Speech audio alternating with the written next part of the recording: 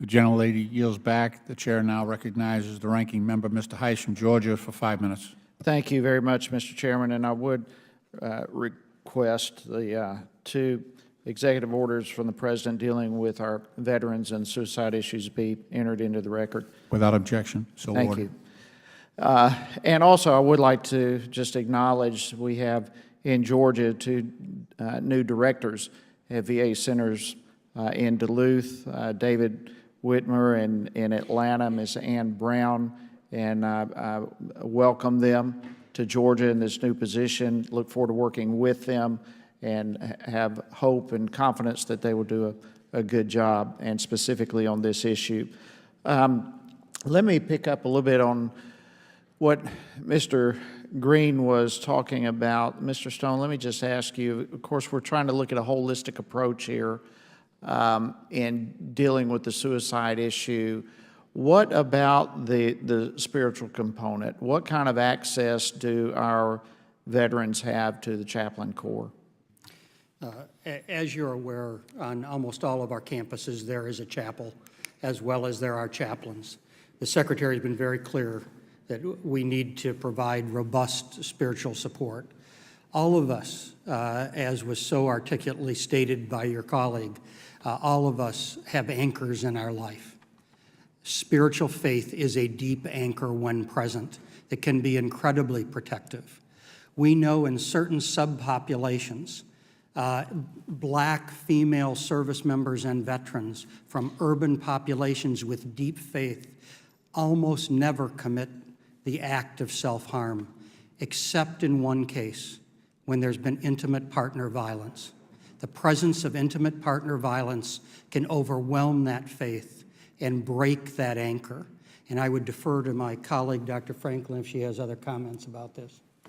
I just appreciate the Congressman's bringing spirituality into the equation, because we do, as Dr. Stone described, have over 500 chaplains, full-time chaplains across the VA, and we have, if you include part-time, we have over 800 chaplains, and they are part of the mission. We have them on our governance councils. They're part of our leadership consortiums. They are helping engage and making sure that veterans feel that sense of community and belongingness in whatever their spiritual or religiosity preference is. Absolutely.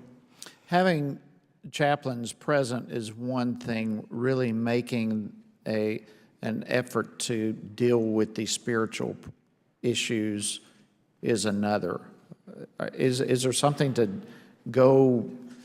I mean, of course, we don't want to force anyone, but to have the presence of someone who can help deal with the spiritual component is important, other than just us saying, oh, they're over there, they have an office.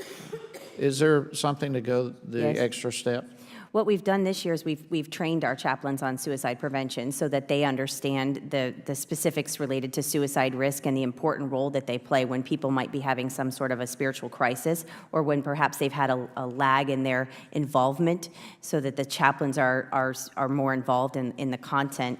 But I do think that there is work that can be done in terms of educating family members and friends and veterans about the important role of spirituality if they've lost touch or something like that. Okay. Thank you for that. I've got a ton of questions, no way to get to them all. Mr. Stone, let me go back to you real quickly. You were budgeted more than $6 million to engage in suicide prevention media during 2018. But from what I understand, only about $60,000 was actually spent. I'm curious as to why that is. It was time before Keita arrived, before Dr. Franklin arrived, and before the Secretary and I arrived. As we arrived, we recognized this problem. Part of the problem was we took that additional funding, and it was lumped in with other funding of the $8.9 billion that were budgeted, and it was just not recognized. We've now pulled that out, separated it, and I can guarantee you, sir, that that money you give us will be spent during this fiscal year. Okay, well, I mean, this is taxpayer money and has been designated to address a specific issue. And I know there's been some changes in leadership. I get that, but I'm pleased to hear that money is going to be spent to specifically address this problem? Sir, of the $206 million that is in outreach, in the 6 different buckets that it's in, we've executed just about 61% of it in the first 7 months of the year. And so I'm quite comfortable that we're going in the right direction Okay. as we do this. Okay, thank you. I yield back, Mr. Chair.